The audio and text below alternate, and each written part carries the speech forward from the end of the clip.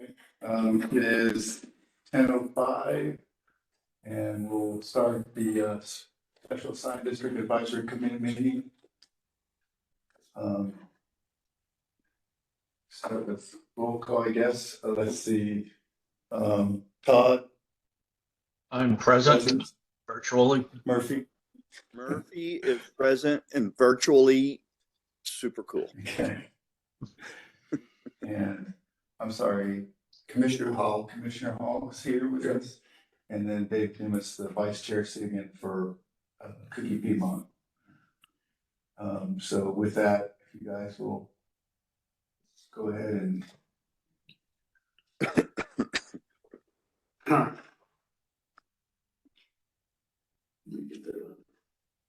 Nico Martin.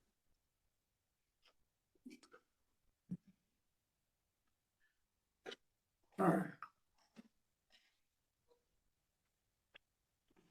Can you guys see everything online? I see the presentation. I can. Perfect. Good morning, everybody. Welcome to the Special Sign District Advisory Committee, June 17th, 2025. My name is Scott Roper. I'll be providing the presentation for these two CAs. Michael. What happened here?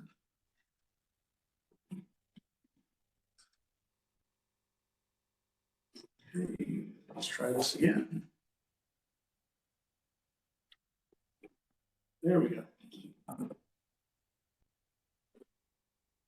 CA number 2503-121101, 541 West Jefferson Avenue, Jefferson Area Special Purpose District, and 2503-121104, also 541 West Jefferson Avenue, Jefferson Area Special Purpose District.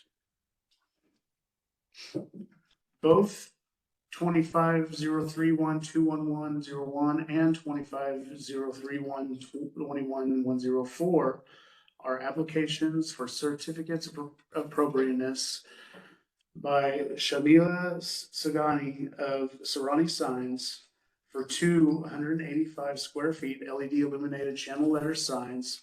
One will face Llewellyn and the other will face Jefferson. These are located in the Jefferson Area Special Purpose District, PD 316, Subarea 1. 2503-121101 is a 185 square foot LED illuminated channel letter sign bearing the words Total Wireless on the facade facing Jefferson Boulevard. 2503-121104 is a 185 square foot LED illuminated channel letter sign bearing the words Total Wireless on the facade facing Llewellyn Avenue. The applicable code sections met 51P-316.113 Jefferson Area Special Purpose District. This is the purpose statement from the PD.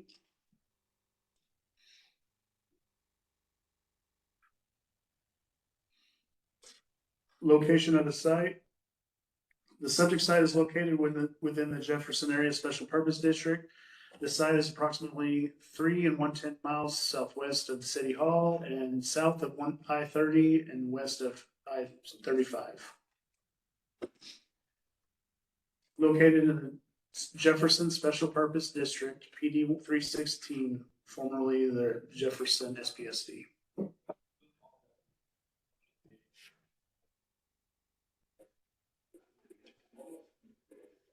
This is the location, the aerial map, the zoning map.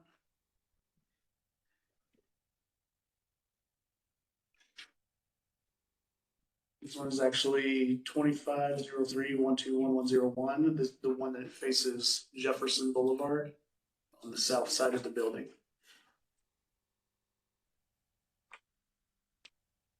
This is the client provided aerial map.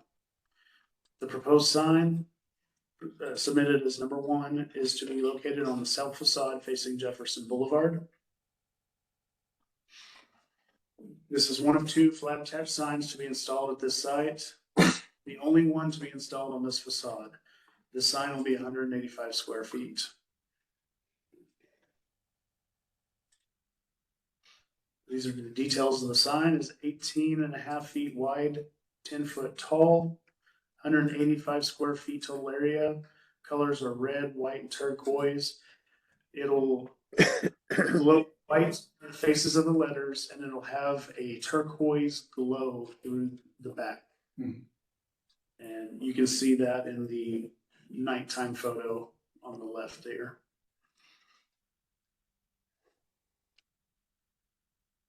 There's some side details along with the engineering.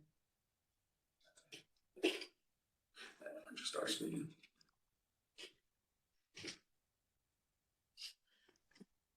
And this is where 2503-121104 starts. Proposed sign 2 is to be located on the west facade facing Llewellyn Avenue. This is the second of 2 flat attached signs to be installed at this site. The only to be installed on this facade. This sign will be 185 square feet also. It's built identical to the previous sign. 18.5 feet wide, 10 feet tall, 185 square feet, same colors, same illumination type. Same engineering. Here's some photos of the site. A view from the southwest corner of the property. A view of the Jefferson facade.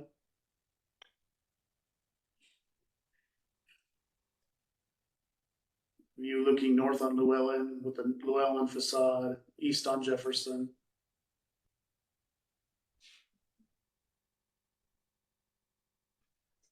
So when were these photos taken? I'm sorry. When were these photos taken? These are actually some older photos. Okay. Looking at Google Maps, they already have a sign up there on each side. They've got some banners, temporary banners, Temporary banners. yeah, Okay. in place until these signs are. Okay. Yeah. All right. Yeah, the ordinance allows them to put temporary banners up to 60 days until these meetings are finished. Okay. Thank you. Some signs in the area that were recently approved. And then an older, really neat sign. I had to throw that one in there. Staff recommends approval on both of these. Is there any questions? Comments? Yeah, I have a question. On the photos, it looks like on one photo, the building has a turf pattern to it in the picture, and then another photo, it's flat.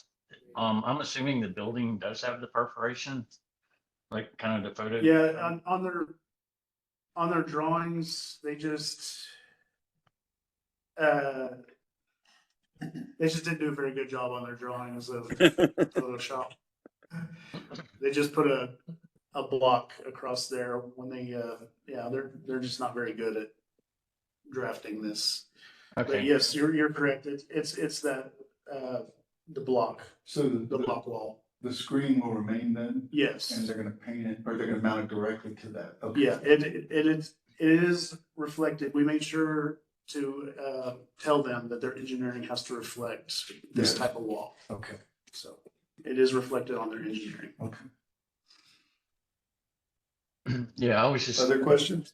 I was just gonna question the the effectiveness of the halo with a raceway. I don't normally see the raceway with the halo, Yeah. but with the with all the holes in the block, I'm not sure it's gonna matter. So I don't have any other questions. Okay. Murphy, you have any comments or questions? No, Todd pretty much covered, I was a bit of a quandary as well. As to how that would halo and over the perforated look, but I mean, it's halo letters with channel on raceway on a perf. It ought to be interesting. Not how I would. Yeah, I mean, in the end, it's, your staff recommendation carries a lot of weight for me, so, I would. It means code, so. Yeah, Commissioner Hall, I comments get or questions? No, ask my one question, that's it. I mean, the signs look fine to me, they're sort of in character with the rest of the neighborhood that I can see here, so Basically no done. issues. I guess, shall we do we have a motion? And again, are we gonna do these one by one or do we want to do them together? I'll motion to join them so that we review them both at the same time. Okay, we have is any second to that motion? I'll second that motion. Second. Oh, okay, so Commissioner Hall seconded it first. All right, so we'll vote on that motion and we'll do the roll call vote since we have virtual. Todd, what is your vote? In favor? In favor? Murphy? In favor? Commissioner Hall? Yes, And the vice chair also votes in favor. Okay, so we will review them both at the same time. Do I have a motion to approve? Sure, I'll motion to approve. This is Todd. I'll second that motion. Murphy? And Murphy second. All right, roll call vote. Todd? In favor? Approve? Murphy? In favor to approve. Commissioner Hall? yes, in favor. And the vice chair also in favor. It's unanimous. Are there any other items on the agenda? Just a minute. Okay. To get that printed for me. Has everybody had a chance to look at the meeting minutes from the last meeting? I have, and, appear to be accurate. They Okay. appear to be accurate to me as well. Okay. If there's no objections, the meeting minutes will stand as noted. Scott, is there any additional business for the committee? Yes, we have, application, SPSD 189, scale of 10. If you, give me a minute so I can bring up the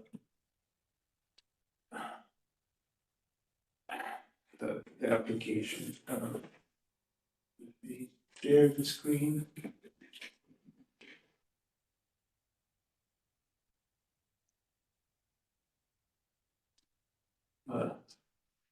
Can everybody online is able to see the presentation?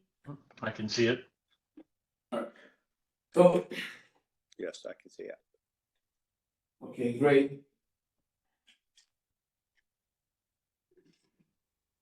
So this is a application SPSD 189 010.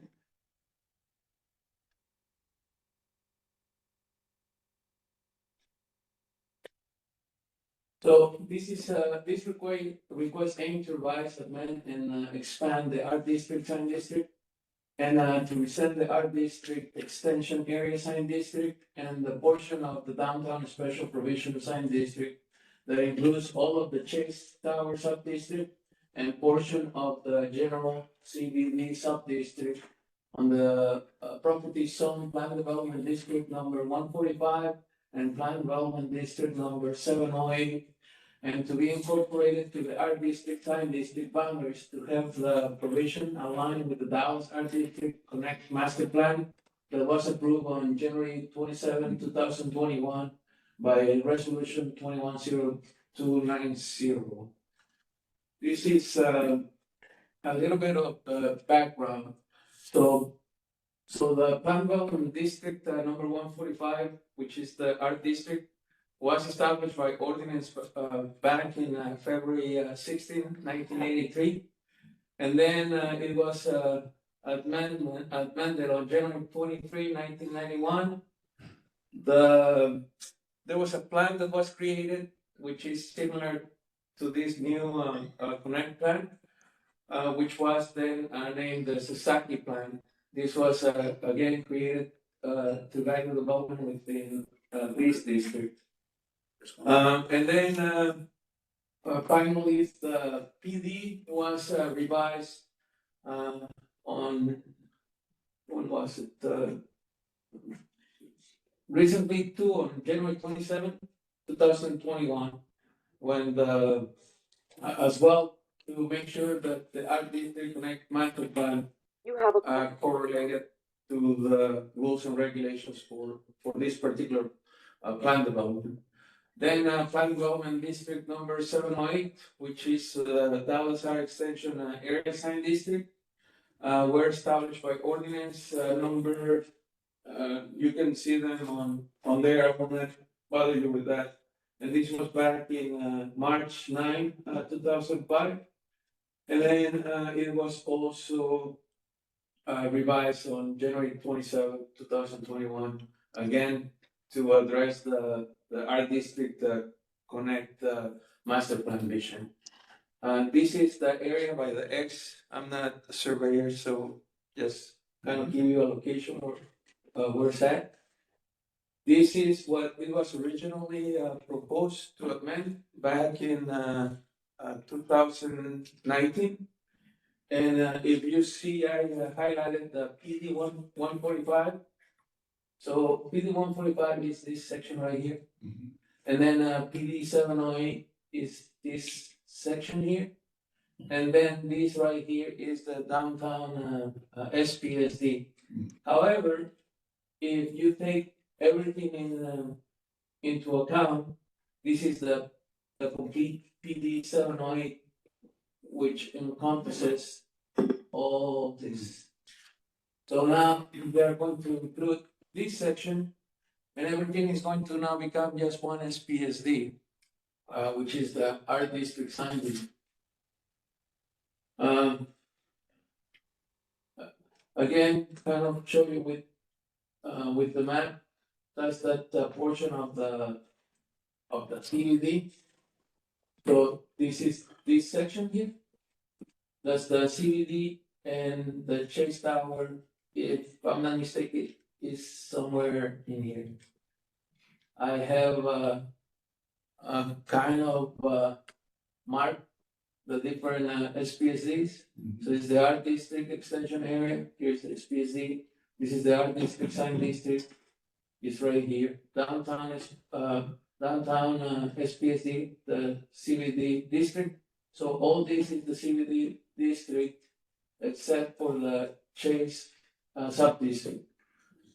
So again, this was recently, everything was incorporated into that to comply with the extension. And then I just included the approval from City Plan Commission, which according to my research, it was done in July 2023. Right. So again, 2019, and this is July 2023. So this is the Connect Dallas High District, kind of what the goal is. Again, they want to transform Pearl Street into Avenue of the Arts, reinvigorate Florida Street Avenue, which as the cultural core of the art district, embrace Rose Avenue as a mixed-use commercial corridor, expand and update wayfinding signage, public art, and gateway experience, and enhance pedestrian connections in all directions with the focus of the West, Perot Museum, West End, and Victory Park. And here is the area that encompasses the master plan. What we're focusing is on the hatch areas, all on black, and these will be the surrounding areas that they want to incorporate to attract traffic and improve the economy of this particular district. So I don't know if you all read the report. I kind of highlighted, so the district economic impact is significant, with the Americas for the Art reporting that the Dallas Art District contributes to 340 million in expenditures and supports approximately 5,924 jobs. This is a substantial contribution to the city's economy. It's estimated to the district's economy powers of a source of pride for all involved. That's according to EAP 6 Americans for the arts, according to an article written in 2023. So the Davos Our Mastercard Night Masterclass is a comprehensive strategy that aims to maintain the art district as a world-class cultural district. It does this by enhancing and transforming the art district into a vibrant mixed-use neighborhood that connects with surrounding areas of Uptown, Victory Park, Klein Warner Park, and downtown. The plan emphasizes walkable street, universal accessibility, and resource conservation. Let me go to the next one. Here is how it currently looks. This pictures were taken about 2 weeks ago. So this is the area, kind of like how the area looks. The signs, if you take a look, I'm going to jump. This is the staff analysis. So if you have taken a look at my report, this is what it exists here, and this is what is being proposed. So this is for attached, this is for detached. We had a community meeting a couple of months ago, and the community wanted to see examples of what is being proposed.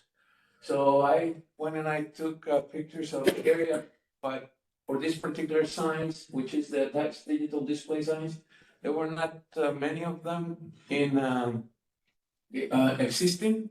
So this is kind of like what an attached digital sign looks like.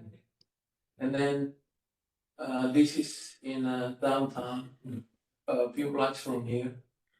And this is what currently exists on this complete area, counting the downtown SPSD, the art district extension, and the art district. So these are the current digital signs they have, this is the performing arts. This is on roads. This is on the Expressway Feeder Road. And then this is by the Art Symphony, which is kind of like a kiosk, but we don't call it a kiosk. Here is some of the public signs that currently exist. Here is the definition. So it includes information signs, generic retail identification signs, flags for construction barricade signs, as defined in this section. So here is some of the signs. This is also by the Art Symphony. This gives directions, as well as these. There are some private. These are the flags. This is from the internet. I didn't see one currently. And then this is from the American AAC. Here is some cultural institution signs which are going to be included. This is the museum, which is definition, and this is the Nashik Center. Then here are some Passat Mountain banner signs. They're similar to super graphics, but they're not defined as super graphics. And it has to do with what is being advertised at the museums and the events. So these are the activities that the museum has currently, and these are some examples.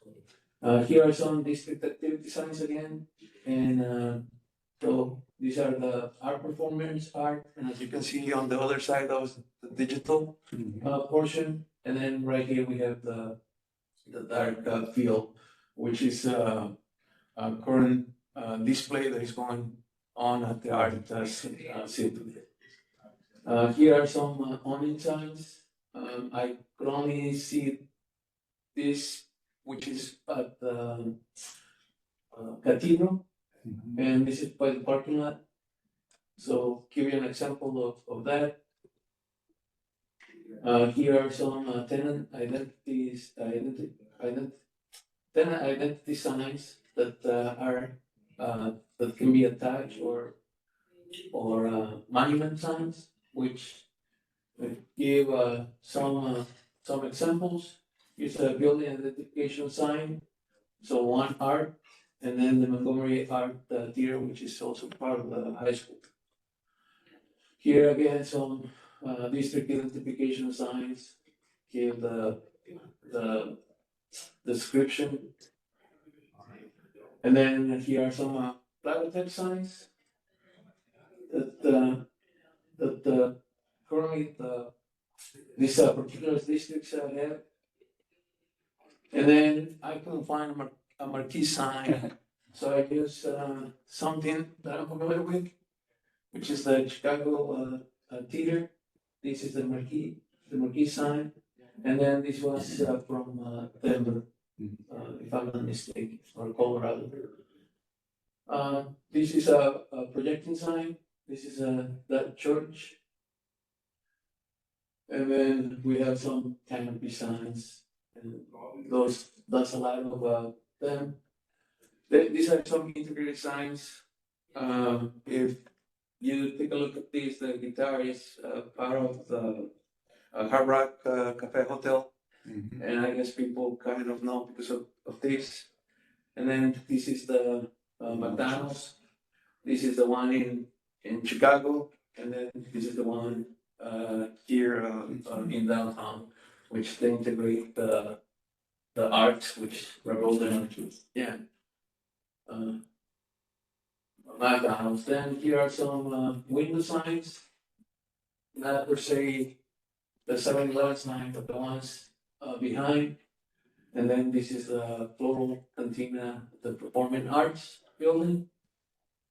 These are some construction barricade signs that would be allowed.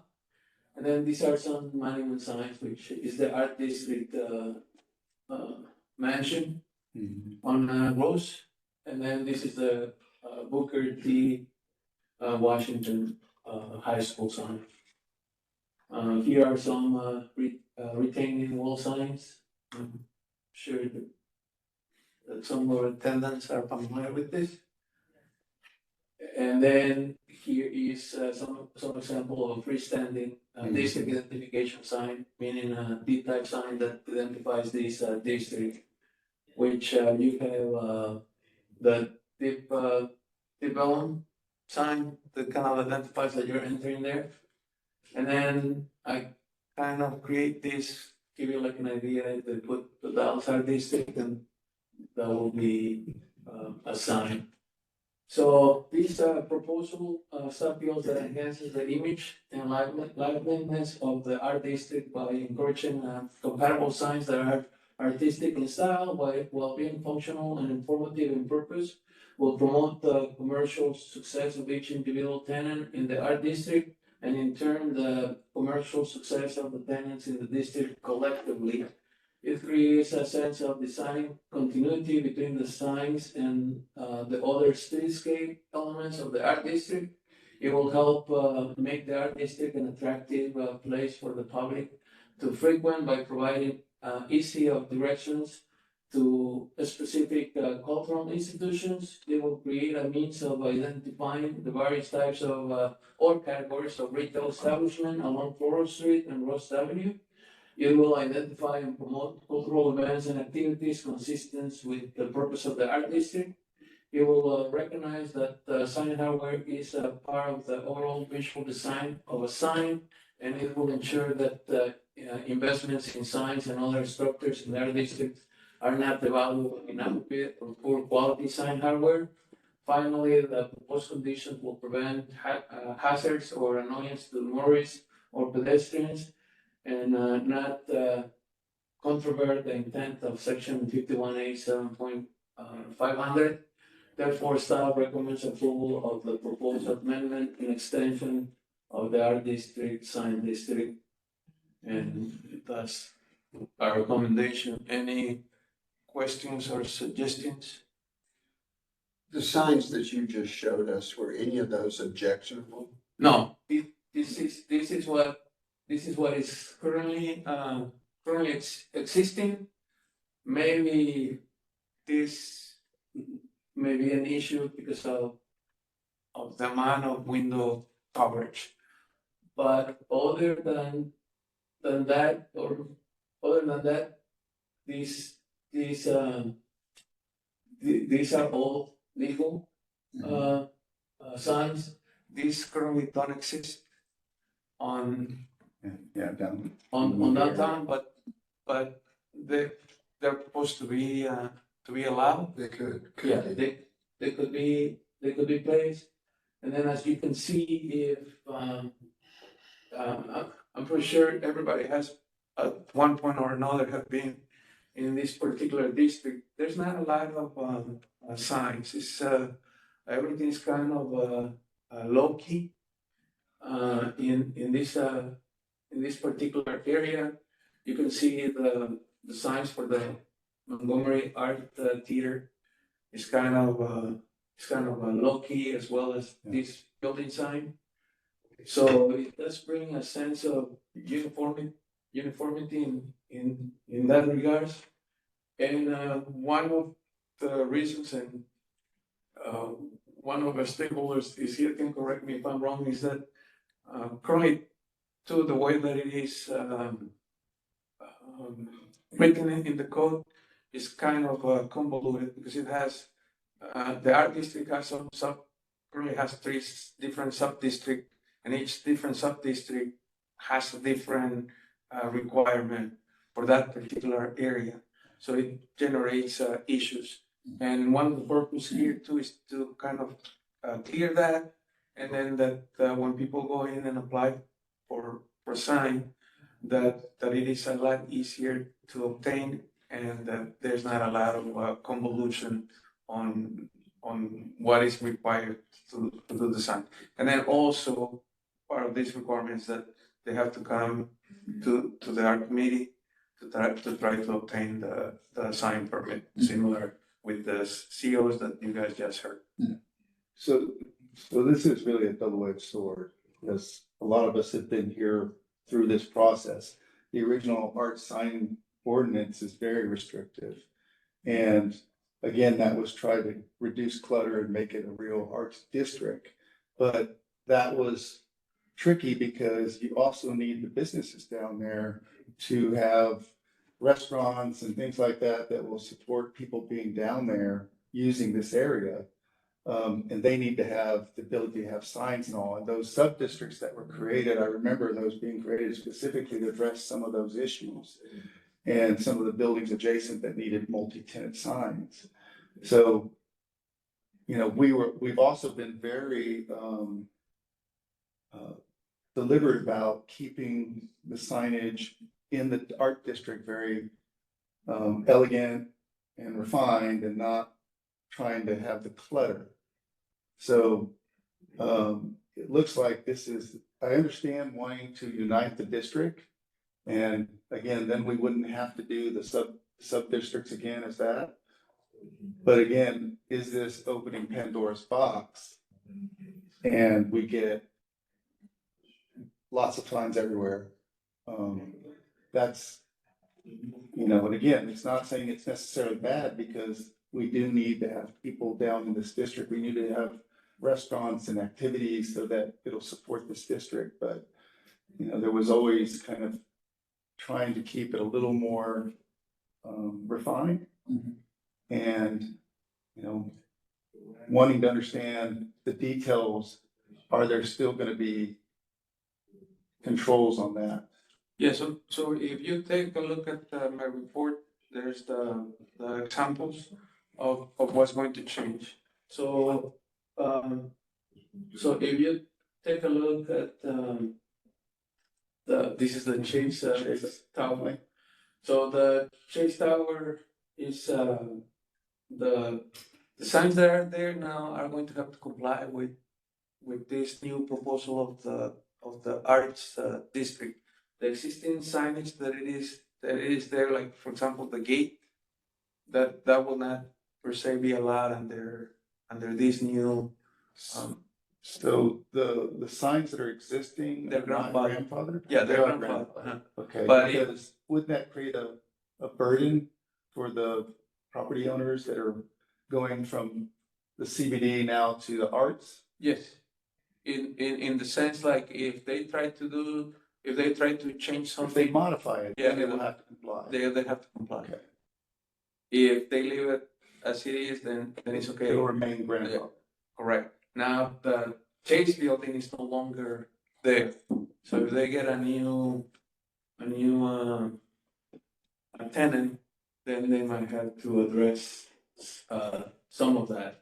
Then for the digital signs, there's still restrictions on it that I believe is 6 digital signs. Yeah. Yeah, 6. and if I also may, the purpose of this part, in part, was to eliminate all of the sub-districts in the arts district Understood. and expansion. And so what we've tried to do is incorporate those signs that are already permitted in the sub-district within the broader arts district. Mhm. And there are calls for street type, or street names and where those signs are located. But it's really just to bring the uniformity for all of the other signs.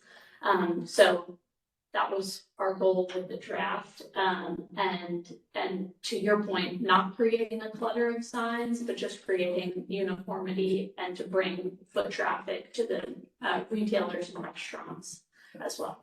Yeah, it's understandable that, because again, every time we had to do a sub-district because of some use that would benefit the district, but didn't fit into the sign ordinance as it was. Yeah, like if you take a look on the proposed conditions, like the restaurant signs are removed because we removed those sub-district. Mhm. But if you take a look at the retailers or the restaurants will still be able to put signs based on the new regulations. And it will be a little bit easier because they're not restricted Allowed, yeah. to those sub-districts, yeah. Todd, Murphy, comments? Questions? I think it's about time that we made it a little easier in the arts district. I like the fact that we're getting rid of the sub districts and combining it so it's one cohesive unit. I'm definitely in supportive of that.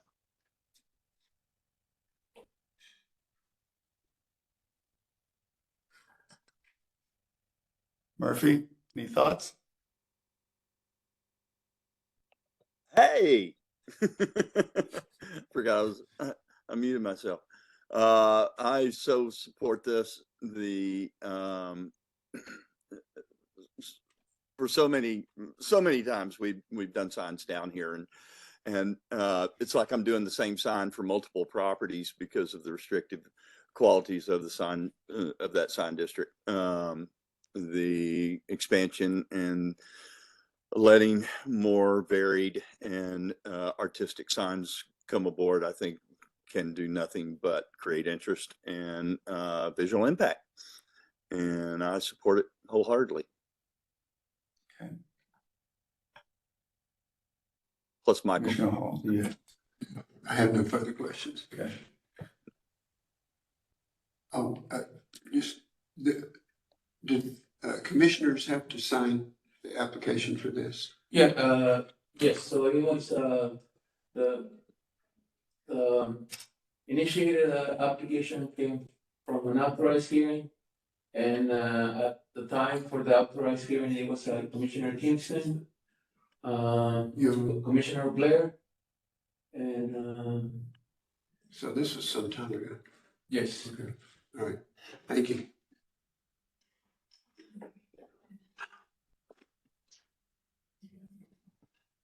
Okay, if there's no other questions, do we have a motion? I'll motion to approve. I'll second that motion.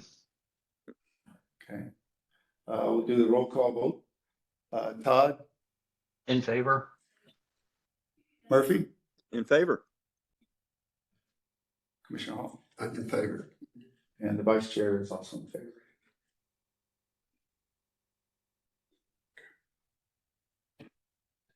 Thank you so. Thank you so much, and then we will have the same case. We get to do this again. That's for them. Yeah. Scott, is there any other business? No, that was it. All right, there's no other business. It's 10:45 and the meeting is adjourned. Bam.